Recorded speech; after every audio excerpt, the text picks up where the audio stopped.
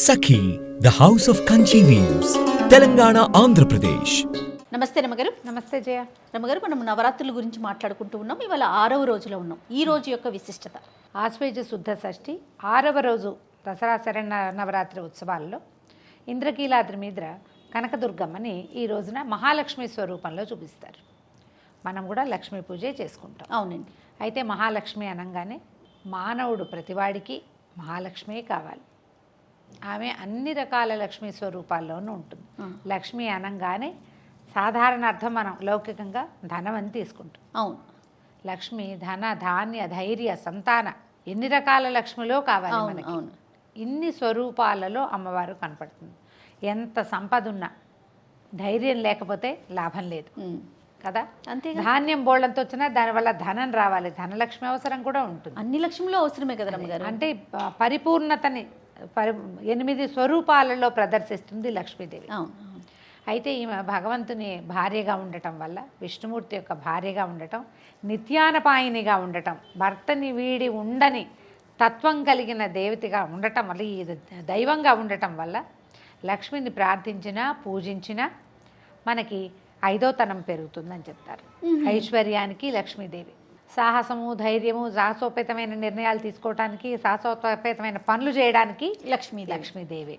భర్తతోటి ఎక్కువ కాలం కలిసి ఉండడానికి 5వ తనానికి లక్ష్మీదేవి, సంతానానికి లక్ష్మీదేవి, పాడి పంట దానికి లక్ష్మీదేవి, సిరి సంపద లక్ష్మీదేవి.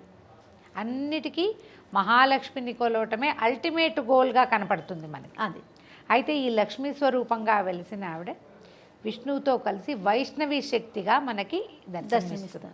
అయితే వైష్ణవి శక్తి చాలా ప్రత్యేకమైన శక్తిగా చెప్తారు. దీనికి సంబంధించిన ఒక ప్రత్యేకమైన గాథ కూడా ఉంది. ముందు అమ్మవారికి ఈరోజు ఏం సమర్పిస్తారో చెప్పి అప్పుడు కథ చెప్పుకుందాం. తప్పకుండా. లేదా గులాబీ రంగు, పింక్ కలర్స్, ఏ రకమైన పింక్స్ అయినా సరే, ముదురుగా కళ్ళకు కొట్టే రంగు కాకుండా కొంచెం లేత కలర్, లేత రంగులో ఏ వస్త్రాన్నైనా మనం అమ్మవారికి సమర్పించవచ్చు. మహాలక్ష్మి పూజ చేసుకుందాం ఈరోజు ఏదైనా చక్కగా అని అనుకుంటే కనుక ఓ మంచి గులాబీ రంగు చీర కట్టుకుని అమ్మవారికి పూజ చేసుకోండి. గులాబీలతోటి పూజ చాలా బాగుంటుంది. వాసన వచ్చే పువ్వు, గులాబీల్లో కొన్ని ఊరికే ఉంటాయి, అవి అలాగే ఉంటాయి 15 రోజులైనా. అది కాకుండా సెంట్ అంటారు, కొంచెం గుమగుమలాడుతుంది, గులాబీ అత్తర్ వాసన వస్తుంది. ఆ పువ్వుతో అర్చన చాలా మంచిది. అయితే అమ్మవారికి ప్రీతిపాత్రమైన దినుసుగా మనకి శనగపప్పుని చెప్తారు. శనగలు ఆమె యొక్క ధాన్యంగా చెప్పబడుతుంది. ధాన్యం ఉంటుంది, గ్రెయిన్. అయితే శనగపప్పుతో చేసిన ఏ పదార్థాన్నైనా అమ్మవారికి నివేదన చేయొచ్చు. పెద్ద పదార్థాన్ని చేయలేమనుకుంటే మామూలు క్షీరాన్నంలోనే శనగపప్పు వేసి చేయండి. బూరెలు లాంటివి నివేదన చేయొచ్చు, మైసూరుపాకు లాంటివి చేయొచ్చు, బూందీ, తీపి బూందీని నివేదన చేయొచ్చు. శనగపిండితో చేసిన ఏ పదార్థాన్నైనా అమ్మవారికి నివేదన చేసుకోవచ్చు. అమ్మవారికి సంబంధించిన మహాలక్ష్మి అష్టకం కానీ లక్ష్మీ అష్టోత్తరంతో కానీ పూజా విధానం చేసుకోవచ్చు. ఈ మహాలక్ష్మి అష్టకము, లక్ష్మీ అష్టోత్తరము కూడా నిత్యము పూజా విధానంలో అలవర్చుకుంటే చాలా మంచిది. వీటికి మనకి ఉపదేశం కావాలన్న నియమం పెద్దగా కనపడదు. అన్ని చోట్ల విష్ణు సహస్రనామం చదవంగానే లక్ష్మీ అష్టోత్తరం చదవాలి, అది లెక్క. లక్ష్మీ అష్టోత్తరం చదివితే లక్ష్మీ అష్టోత్తరమే చదువుకోవచ్చు, కానీ విష్ణు సహస్రనామం చదివితే మాత్రం లక్ష్మీ అష్టోత్తరం చదవాలి. వీళ్ళిద్దరిని పక్క పక్కన చదువుకోవటం వల్ల ఇది మంచిది. ఇప్పుడు పొద్దుటి పూట మనం ఏదో హడావిడిలో ఉంటాం, గబగబా లక్ష్మీ అష్టోత్తరం చదువుకుని పూజ చేసుకుని వెళ్ళొచ్చు. మనం విష్ణు సహస్రనామం చదివినప్పుడు కనుక లక్ష్మీ అష్టోత్తరాన్ని కూడా వెనకాల చదవటం అలవాటు చేసుకుంటే ప్రయోజనం ఎక్కువగా ఉంటుంది. ఓకే. ఒక పదము దాని అర్థము ఎలా ఉంటాయి, విడదీయరాని సంబంధం, అంతే, కలిసి ఉంటాయి. వీళ్ళిద్దరు కూడా అలాగే కలిసి ఉంటారు. ఈ కలిసి ఉండే దేవతలు ఇద్దరినీ కూడా, విష్ణువుని లక్ష్మిని కలిపి ఆరాధిస్తే చాలా మంచిది, ఎక్కువ ప్రయోజనకారిగా కనపడుతుంది, బాగుంటుంది చేయగలిగితే. లేదా లక్ష్మీ అష్టోత్తరం చేసుకోండి.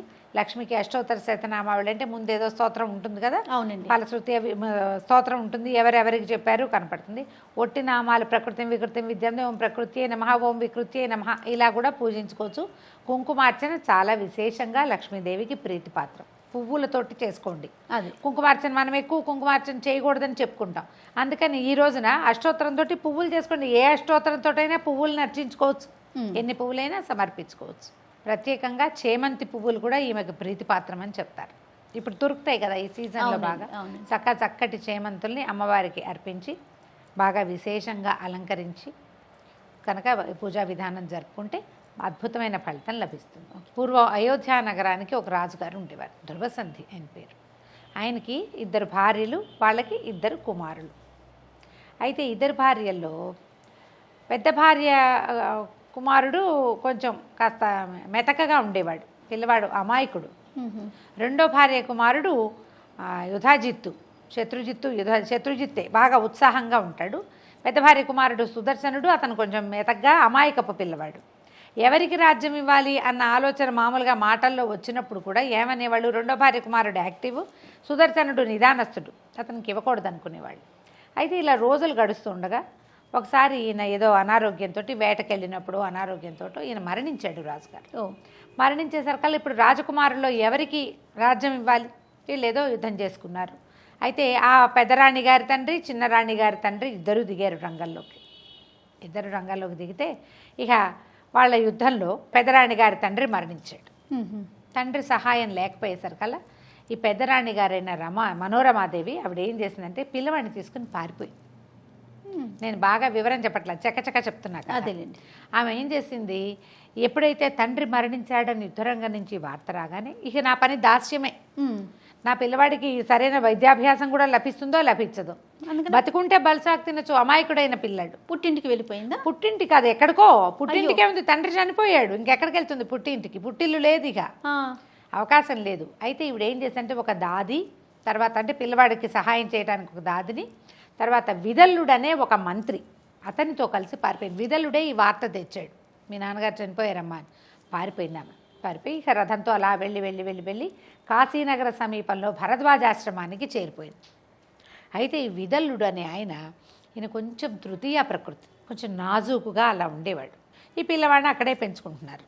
ఎప్పుడైతే ఈ తాత మనవడు, రెండో భార్య తండ్రి, రెండో భార్య కుమారుడు యుధాజిత్తు, శత్రుజిత్తు, వీళ్ళకి తెలిసింది వీళ్ళు ఇక్కడ ఉన్నారని. ఆయన వచ్చాడు భరద్వాజాశ్రమానికి, ఈవిడ నాకు స్వాధీనపరచు మనోరమాదేవిని, అంటే మేము శత్రువు లేకుండా చేసుకోవాలి, అలా అంటారు కదా, శత్రుశేషం లేకుండా చేయాలి. ఏనాటికైనా రాజ్యానికి జ్యేష్ఠుడే అర్హుడు, ఆ జ్యేష్ఠుడు ఇక్కడ బతికుండగా నా మనవడికి రాజ్యం కుదరదు కాబట్టి పిల్లవాడిని అప్పచెప్పంటే భరద్వాజ మహర్షి ఒప్పుకోలేదు. ఎట్టి పరిస్థితుల్లో చెయ్యను, నువ్వు యుద్ధానికి తెగబడతావా, నీ సంగతి నేను చూస్తానన్నాడు. దాంతో యుధాజిత్తు, శత్రుజిత్తు వెనక్కి వెళ్ళిపోయారు. ఇంకేం చెయ్యాలా వాళ్ళు. ఇక్కడే రాణిగారు పిల్లాన్ని పెంచుకునేది. ఈ పిల్లవాడికి 10 సంవత్సరాలు అలా వచ్చినప్పుడు ఓసారి ఎప్పుడో ఒక చెట్టు కింద నుంచునుండగా ఈ ఆశ్రమంలో చాలామంది విద్యార్థులు ఉండేవాళ్ళు. వాళ్ళల్లో కొంతమంది ఈ విదల్లుండి చూసి క్లీబా అనేవాళ్ళు. క్లీబా అంటే తృతీయ ప్రకృతి, సంస్కృతంలో చాలా పదాలు ఉంటాయి, తృతీయ ప్రకృతి అని చెప్తున్నాను కదా. ఈ క్లీబా అయితే వాళ్ళు క్లీబ్ అని ఎక్కిరివింతగా అనమాట, ఉట్టిగా క్లీబా అంటే నన్నే అన్నావు అంటారు. కానీ క్లీమ్ బీజాక్షరం కదా రమ్మగారు. అవును, అది వినపడింది. ఈ క్లీబాలోంచి కుర్రాడికి ఏం వినిపించింది, క్లీమ్ అని వినిపించంగానే ఉత్సాహంగా తోచింది అక్షరం ఏంటో. ఊరికే పిల్లలు ఏదైనా ఒకటి కనపడితే అంటూ ఉంటారు కదా, ఆ క్లీమ్ క్లీమ్ క్లీమ్ క్లీమ్ అంట మొదలుపెట్టాడు. లోపల బయట కూడా క్లీంకారమే, వదిలిపెట్టల. ఆ క్లీమ్ ఎంత అయిపోయిందంటే కొన్ని లక్షల సార్లు అన్నాడట. పునశ్చరణ జరిగేసరికల్లా అందులో నుంచి, ఆ వైబ్రేషన్లో నుంచి శక్తి బయటకు వచ్చేస్తుంది. వైష్ణవి బీజం, క్లీంకారం. అయితే వైష్ణవ శక్తి అతనికి గరుడారూఢగా అమ్మవారు కనిపించి వీడికి ఒక ధనుసు బాణాలు ఇచ్చింది సుదర్శనుడికి. ఆ ధనుర్బాణాలతోటి ఇతను చక్కగా అస్త్ర విద్యలు నేర్చుకున్నాడు. పిల్లవాడిలో ఏదో మార్పు వచ్చిందని తెలిసింది కానీ వాళ్ళకి తెలియలా. మనం రోజు చూస్తున్న పిల్లల్లో మార్పు ఉండదు. ఓ 2 నెలల తర్వాత మన ఇంటి చుట్టాలతో అబ్బో మీ అమ్మాయి సాగిందే, మీ అబ్బాయి పొడుగయ్యాడే, నువ్వు కొంచెం తెల్లబడ్డావు, నువ్వు కాస్త సన్నబడ్డావు, ఇలాంటివి చెప్తారు. బయట వాళ్ళు ఎవరూ రాకపోవడంతో వీళ్ళకి తెలియలేదు కానీ పిల్లవాడిలో మార్పు వచ్చేసింది. ఏదైనా సరే విద్య వల్ల ఎలాంటిది లోపల విద్వత్తు ఏదైనా ఏర్పడింది అనుకో, అవునండి, ముఖంలో ప్రకాశం వస్తుంది ఆటోమేటిక్గా. అయితే ఏమైంది, కాశీ రాజ్యానికి ఓ రాజుగారు ఉన్నారు, ఆయనకు ఒక కూతురు ఉంది. ఆ అమ్మాయి పేరు శశికళ. శశికళ సుదర్శనుల కథ ఇది. ఈ శశికళకి ఒకనాడు కలలో అమ్మవారిని ప్రార్థిస్తే అమ్మవారు ఈ నీకు కాబోయే భర్త వీడేనని ఈ సుదర్శనుడిని చూపించింది. ఆ అమ్మాయి ఆ సుదర్శనుడి మీదే ప్రాణాలు పెట్టుకుని ఉంది. అతను ఎక్కడున్నాడు అనేది తెలుసుకుంది. ఆ అమ్మాయికేమో స్వయంవరం ప్రకటించేసరికల్లా ఈ అమ్మాయి ఇక్కడికి కూడా పంపించింది. ఈ లోపల రాజుగారికి కూడా ఈ అయోధ్యానగరాధిపతి జ్యేష్ఠ కుమారుడైన సుదర్శనుడు ఇక్కడ ఉన్నాడని, రాజకుమారుడు ఉన్నప్పుడు మనం ఆహ్వానం పంపాలి కదా, ఆహ్వానం వచ్చింది, రథం కూడా వచ్చింది. రాణిగారు ఆశ్చర్యపోయింది ఇదేమిటి అని. కానీ ఏం చేసింది, కుమారుడితో కలిసి వెళ్ళేసరికల్లా శశికళ ఏమో అందరి రాజకుమారుల్ని వదిలిపెట్టేసి సుదర్శన్ నుండి పెళ్లి చేసుకుంటానని. రాజ్యం లేదు, క్షత్రియ రాకుమారుడు అయినప్పటికీ. దాంతో మిగిలిన రాజులందరూ పోట్లాడారు. కానీ ఈ అమ్మాయి ఏం చెప్పిందంటే, నాకు అమ్మ ఇతనే నా భర్త అని చెప్పింది. ప్రాణం పోయినా నేను అసలు స్వయంవర సభలోకి రానన్నది అమ్మాయి. నా భర్త నిర్ణయం అయిపోయాక పరపురుషుల ముందుకు నేను ఎందుకు వెళ్తాను? అంతేగా, భర్త నిర్ణయించబడి ఉన్నాడు కదా, అతను వచ్చాడు, అతన్నే పెళ్లి చేసుకుంటా అంటే ఇక రాజుగారు ఏం చేయలేక మా అమ్మాయి కాదంటోందని చెప్పేసరికి వాళ్ళందరూ యుద్ధాలు, పోట్లాట్లు, నానా గొడవలు. సరే ఇతనికి వీళ్ళు ఏం చేశారంటే వివాహం చేసేసి అయోధ్యానగర్ కాశీనగరం దాటించే ప్రయత్నం చేశారు. దాటిచ్చేసరికి ఎప్పుడైతే కొంతమంది ఏమనుకున్నారు, రాజకుమారులు అమ్మాయి వరించినప్పుడు అతను రాజకుమారుడే, మన సాటివాడు క్షత్రియుడు రాకుమారుడు, రాజ్యం ఉంటే ఉంది, లేదు లేకపోతే లేదు, వీరభోజ్యంగా ఉండి వాళ్ళ తమ్ముడికి వెళ్ళింది. అయినా ఇతనే అర్హుడు నిజానికి. కొంతమంది వెళ్ళిపోయారు.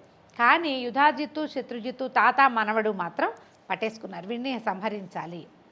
ఎప్పటికైనా రాజ్యార్హత ఉన్నవాడు వల్ల ప్రమాదమే.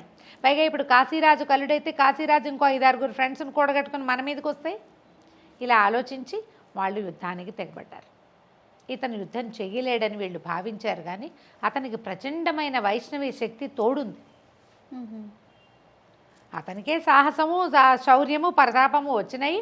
కానీ ఈవిడ అమ్మవారు ఈ గరుడారూఢగా యుద్ధరంగంలోకి ప్రవేశించింది. అతనితో పాటు వచ్చిందని ప్రత్యక్షంగా వచ్చినా రాకపోయినా ఇతని లోపల ఉన్నది ఆ శక్తి. అది అమ్మ వచ్చేసి 2 బాణాలతోటి వీళ్ళని సంహరించేస్తుంది. ఆమె వచ్చేసరికి ఇతని బాణాలే జరిగి కూడా ఉండుండొచ్చు. అయితే ఇట్లా ప్రత్యక్ష స్వరూపంలో గరుడారూఢగా కనపడినటువంటి వైష్ణవ శక్తిని చూసి రాజు, రాకుమారుడు అందరూ నమస్కారాలు చేశారు. ప్రత్యక్షం అయిపోయింది స్వరూపం. అది ఒకడి మంత్రోచ్చారణ వల్ల, మంత్రోచ్చాటన వల్ల, మంత్రం పునశ్చరణ వలన ప్రజలందరికీ ఆమె దర్శనమైంది. ఒక్కడు సరైన వాడు ఉండాలి కదా సమూహంలో, ఒక్కడున్నా చాలు. వాళ్ళు మనం చేస్తే ఏమంటే వీళ్ళందరూ మానేశారు, మనం ఎందుకు చేయటం అని మానకూడదు. దానికి ఉదాహరణ ఈ కథే. అతను ఒక్కడే చేశాడు, వీళ్ళందరూ అమ్మవారిని దర్శించుకున్నారు. అప్పుడు ఆయన కాశీరాజ్యంలోనూ ఉండమ్మా అని అడిగితే, కాశీరాజ్యంలో ఒక దేవాలయము, ఒక చోట వెలిసింది అమ్మవారు అంబికా స్వరూపంతో, అయోధ్యానగరంలో కూడా వెలిసింది ఈ వైష్ణవి శక్తి. అది లక్ష్మీ బీజం అని చెప్తాం, క్లీంకారం. తర్వాత ఇతను రాజ్యానికి వెళ్ళి తమ్ముడు చనిపోయినా పినతల్లిని చక్కగా చూసుకుంటూ అయోధ్యానగరాన్ని మళ్ళీ పొందాడు సుదర్శనుడు. కేవలము ఏ ఉపదేశము లేకుండా దైవికంగా తనకు అందిన ఆ క్లీంకారాన్ని పట్టుకుని, క్లీంకారే అది, క్లీంకారము అంటాం. దాన్ని రాయాలి అంటే ఏం రాయాలి, క్లీంకారము అని రాయాలి. ఆ క్లీంకారాన్ని పట్టుకుని తన రాజ్యాన్ని మళ్ళీ సంపాదించుకున్నాడు. చూడండి ఎంత చిత్రమైన కథ కదా. చాలా అండి.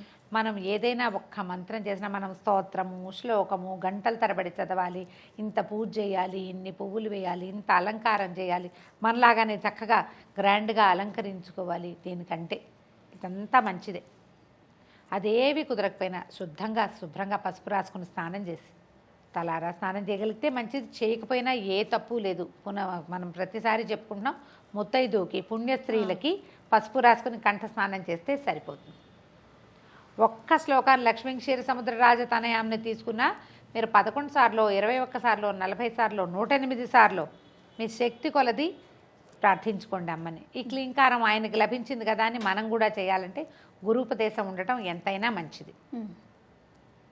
లేకపోతే మనం ఇట్లా ఒక్క శ్లోకాన్ని తీసుకుని ఏదైనా ఒక్క స్తోత్రాన్ని తీసుకుని కూడా అమ్మని ప్రార్థిస్తే, ప్రతిరోజు ప్రార్థన చేసుకుంటే కనుక లక్ష్మీ అనుగ్రహం అన్ని విషయాలలోనూ మనకి లభిస్తుంది. ఒక ధనమే కాకుండా ఆరోగ్యం సిద్ధిస్తుంది, ఐశ్వర్యం సిద్ధిస్తుంది, 5వ తనం సిద్ధిస్తుంది, అఖండ సౌభాగ్యవతిగా ఉండాలి కదా. అంతేగా మనం ఏం పూజ చేసుకోవాలన్నా అన్ని రకాల ఐశ్వర్యాలు లభిస్తాయి. ఈ రోజున శనగపిండితో ఏదో ఒక పదార్థాన్ని చేసి అమ్మవారికి నివేదన చేసి ఈ రోజుని సుసంపన్నం చేసుకుందాం. తప్పకుండా రమ్య. నమస్తే. నమస్తే జయ. Anchor's dress courtesy by Saki.